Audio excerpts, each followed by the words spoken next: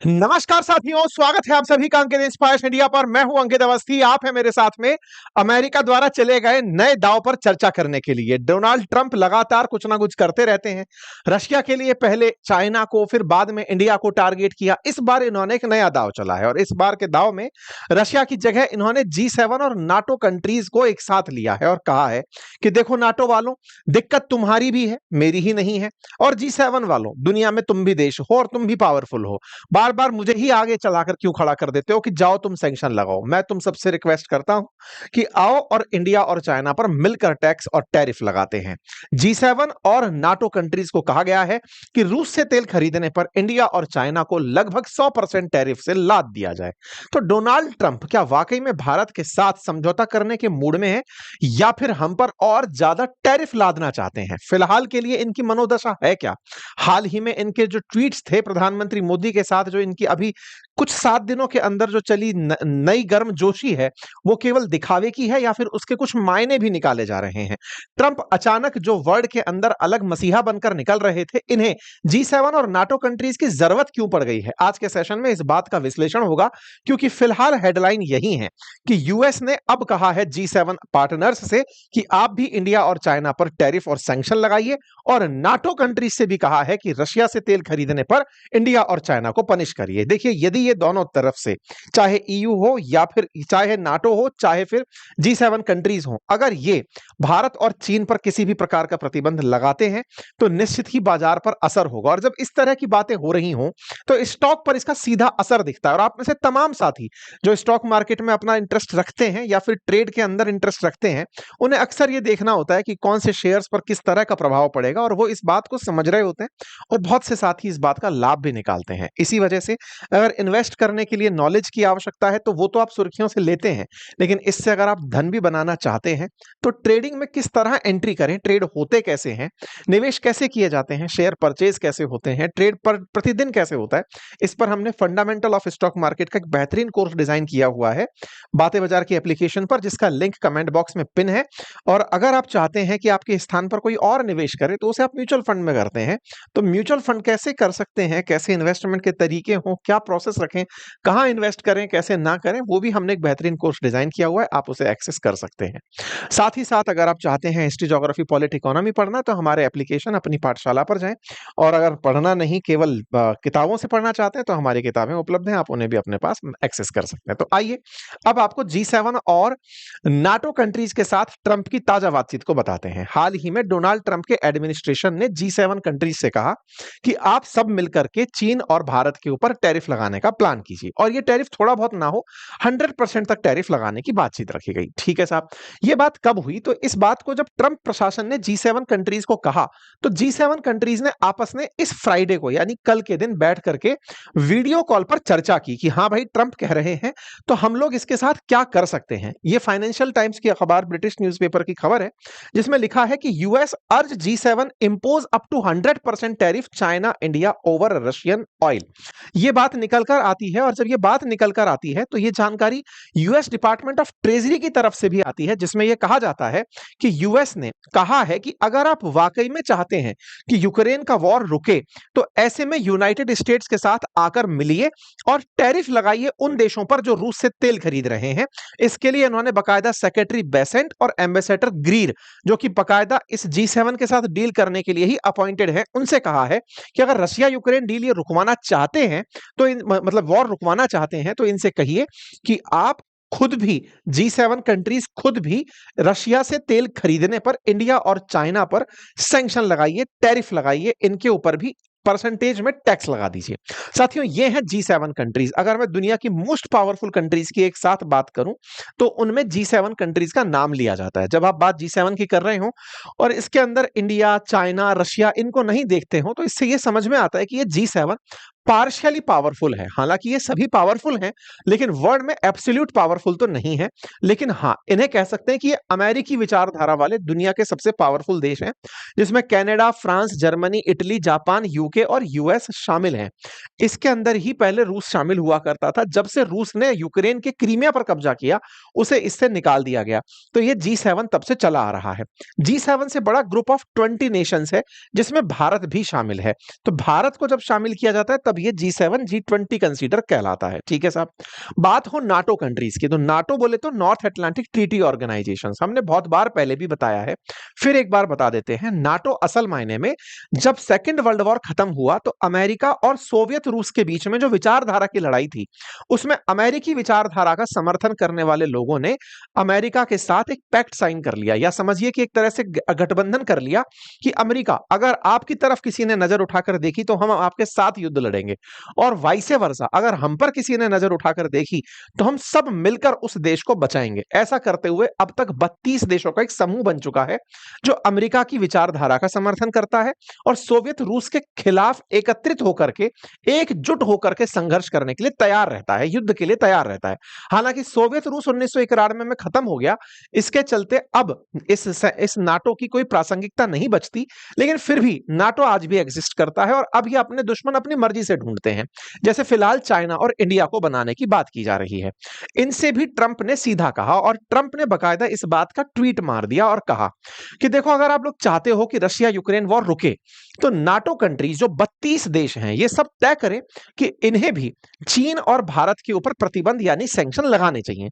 इस तरह से इन्होंने कहा कि I am ready to major sanction on Russia when all NATO nations have agreed and started to do the same thing and when all NATO nation stop buying oil from Russia. एक तो सभी NATO देश और Russia से oil खरीदना बंद करिए और खुद मिलकर के उन देशों पर भी प्रतिबंध लगाइए जो रूस से तेल खरीद रहे हैं, तभी यूक्रेन के खिलाफ हो रहा यह संघर्ष रुकेगा। अच्छा, इसमें इंटरेस्टिंग बात क्या है कि ट्रंप ने सही मायने में नाटो देशों को यह याद दिलाया। क्या याद दिलाया? कि तुम लोग मुझे कहते हो कि मैं इन देशों पर प्रतिबंध लगाऊं, बार बार मुझसे पूछने आते हो कि इंडिया पर तो प्रतिबंध लगा दिया, चीन पर कब लगाने जा रहे हो? अरे भाई, तो ये जंग केवल मेरे अकेले की नहीं है। अब ट्रंप को यह बात समझ में आई, तो ट्रंप बार बार अब उन G7 और नाटो देशों को याद दिला रहे हैं कि ये मेरी अकेले की युद्ध, मेरी अकेले की जंग थोड़ी है रशिया यूक्रेन ये जंग। इस बात पर ट्रंप ने 4 महत्वपूर्ण बातें कही। उनमें से पहली थी कि मैं ज्यादा सैंक्शन लगाने के लिए तैयार हूं, लेकिन साथ साथ नाटो नेशंस जो खुद रूस से तेल खरीद रहे हैं उनको रुकना चाहिए। नंबर दूसरा, NATO should impose 50 to 100% tariff on China to be lifted once Russia Ukraine war end. बोले इनके ऊपर, चाइना वालों पर, नाटो वालों तुम भी टैरिफ लगाओ। तीसरा, यह युद्ध मेरा नहीं है, यह बाइडेन और जेलेंस्की का युद्ध है, उन्होंने युद्ध शुरू किया था। भला हो, अब ये बाइडेन जेलेंस्की बोल रहे हैं, पहले ये मोदी जी का युद्ध बोल चुके हैं, तो ये ट्रंप का युद्ध तो नहीं है, तो जिसके लिए आप मुझे पकड़ के लाते हो। और अगर नाटो ऐसा नहीं करता तो फिर, मतलब अगर नाटो ऐसा कर देता है जैसा मैं बोल रहा हूं, तो ये युद्ध तुरंत रुक जाएगा और बहुत सी जान बच जाएंगी। तो ट्रंप के इन सारे ट्वीट्स का सार निकलकर ये आता है। कुल मिलाकर के ट्रंप ने अब अपना जो बर्डन है वो शिफ्ट कर दिया G7 देशों पर और अपना बर्डन शिफ्ट कर दिया नाटो कंट्रीज पर, यह कहते हुए कि देख लो भाई, अगर तुम चाहते हो कि अमेरिका ही शहीद होता रहे, ऐसे तो नहीं चलेगा, आप लोग भी मेरे साथ मिलकर आगे चलो और मिलकर के इन देशों के ऊपर सख्त कार्रवाई करो। अच्छा, आप ये सब जानते भी हैं कि नाटो के बहुत से देश ऐसे हैं जो रूस से खुद तेल खरीदते हैं, और ऐसे में ट्रंप को यह बात इन दिनों भारत ने एहसास कराई है कि आपने भारत पर प्रतिबंध भले ही लगा दिए हो कि हम रूस से तेल खरीदते हैं, चलो सेकेंडरी सैंक्शन के नाम पर भारत को लपेटते हैं, लेकिन इससे बेइज्जती आप ही की हुई है, क्योंकि जो आपके पक्ष के लोग हैं यानी नाटो जो मेंबर्स हैं वो खुद भी रूस से तेल खरीदते हैं, गैस खरीदते हैं, और आप खुद यूरेनियम खरीदते हैं, तो दुनिया प्रोसेस्ड यूरेनियम खरीदते हैं, एनरिच्ड यूरेनियम खरीदते हैं। तो ऐसे में आप भारत पर प्रतिबंध लगाकर जो यूक्रेन के पक्षधर होने का दिखावा करते हो, इससे आपकी ही पूरी साख पर बट्टा लगा है।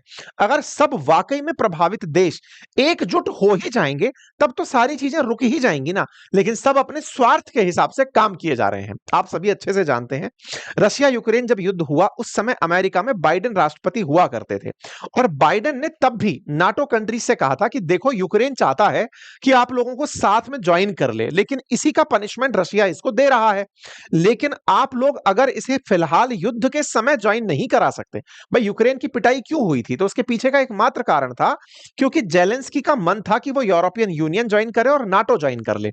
पुतिन ये कहा करते थे कि भाई जेलेंस्की कुछ भी करो, नाटो ज्वाइन मत करना, नाटो ज्वाइन मत करना, क्योंकि मैं नहीं चाहता कि जिसका निर्माण ही मेरे विरोध में हुआ हो वो मेरे बॉर्डर पर आकर के बैठ जाए। तुम्हारी इस जिद की सजा तुम्हें मिलेगी।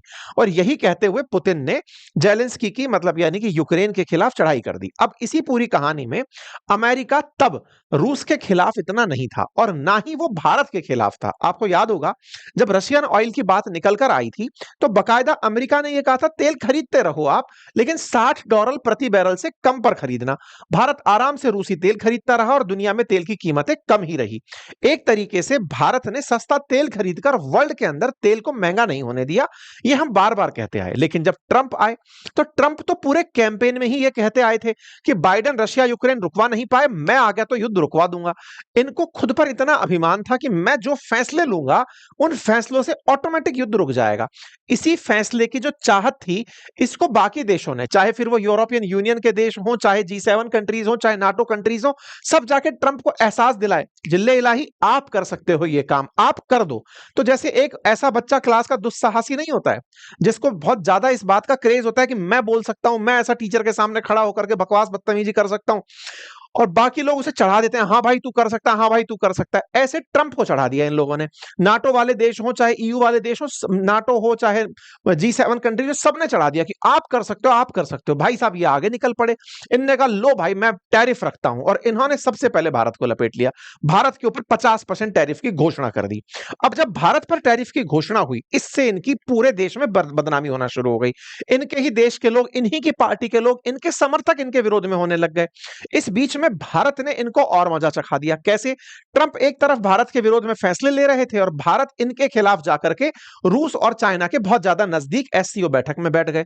इस बात को ट्रंप ने मान लिया और इन्होंने ताजा 12 सितंबर का ही एक फॉक्स न्यूज का वीडियो चल रहा है जिसमें ये खुद इस बात को स्वीकार कर रहे हैं कि ये मेरे लिए आसान काम नहीं था और ऐसा करके हमने भारत के साथ रिफ्ट पैदा कर लिया है, यानी कि हम दोनों के बीच में मतभेद पैदा हो गए हैं। ये ट्रंप ने खुद ने स्वीकार किया है कि भाई मैंने इस तरह से करके खुद का नुकसान कर लिया है और भारत अमेरिका के संबंधों के अंदर दूरी आई है। अच्छा साहब, अब इस बात को जब ट्रंप को एहसास हुआ कि यार इन लोगों ने तो मुझे कह के चढ़ा दिया, चढ़ाने से मेरा एक अच्छा मित्र था, हमारे साथ एशिया में दोस्ती निभा रहा कंट्री था, इंडो पैसिफिक बढ़िया अलाय लेके चल रहा था, क्वाड मीटिंग्स करता था और भारत का मतलब साउथ की जब हम बात करते हैं तो दक्षिण ध्रुव के गुट जो है उसमें भारत एक अच्छा मित्र था, उसको हमने खो दिया है।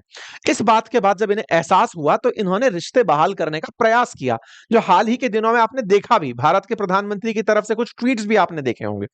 तो फिर इनको समझ में आया कि अब इनसे अपने प्रति हुई उम्मीदों को हटाने का तरीका क्या है।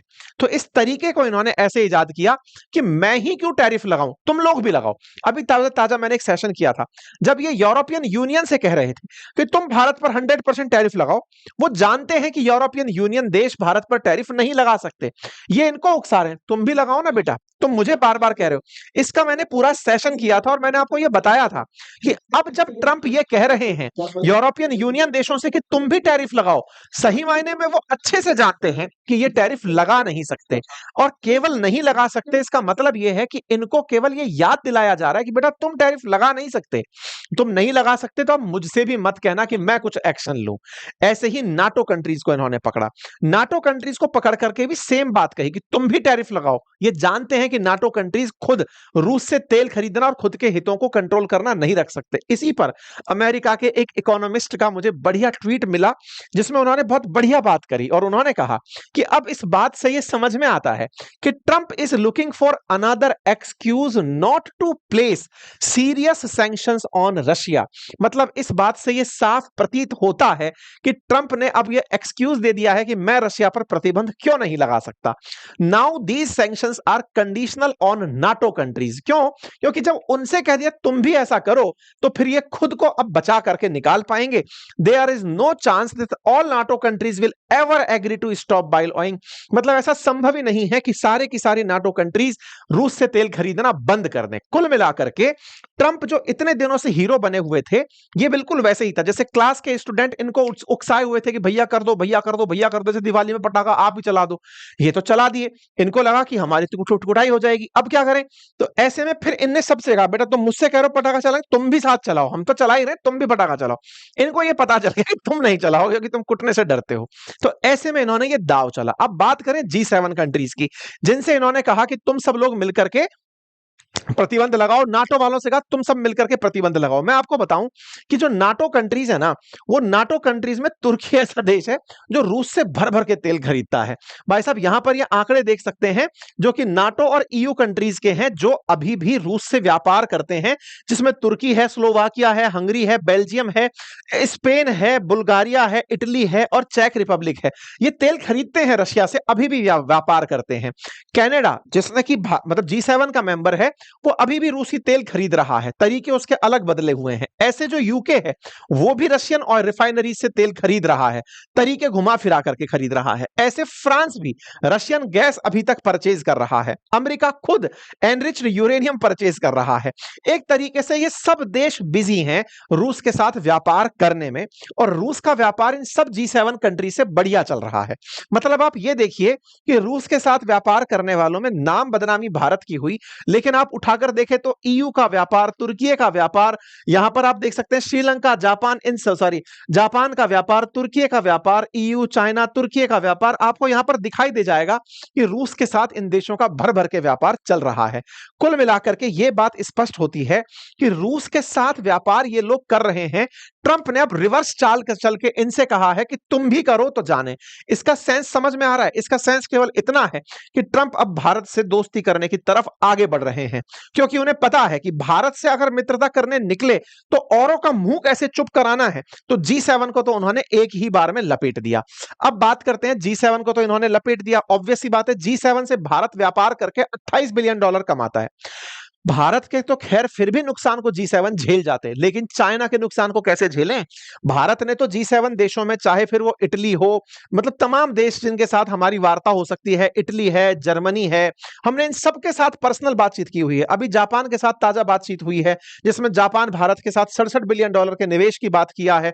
हमने इसके ऊपर आप लोगों के साथ सेशन किया था और हमने बताया था कि जापान की तो ट्रंप के साथ में कितनी बुरी स्थिति चल रही है कि यहाँ के प्रधानमंत्री को इस्तीफा देना पड़ा है।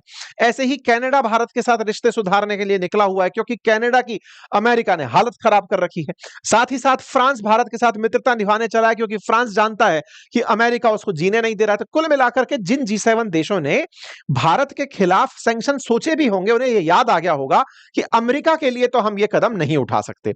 अच्छा, लेकिन क्या भारत के खिलाफ G7 कंट्रीज कदम उठा सकते हैं? चाइना के खिलाफ उठा सकते हैं?